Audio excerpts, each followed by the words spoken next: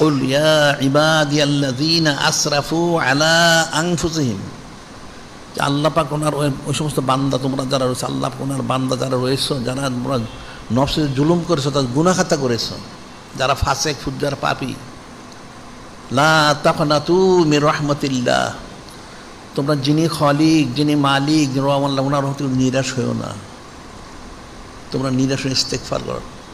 ইন্নাল্লাহা ইয়াগফিরুয যুনুবা জামিয়া, নিশ্চয় যিনি খালিক, যিনি মালিক আল্লাহ, তিনি সমস্ত গুনাহ খাতা ক্ষমাকারী। সুবহানাল্লাহি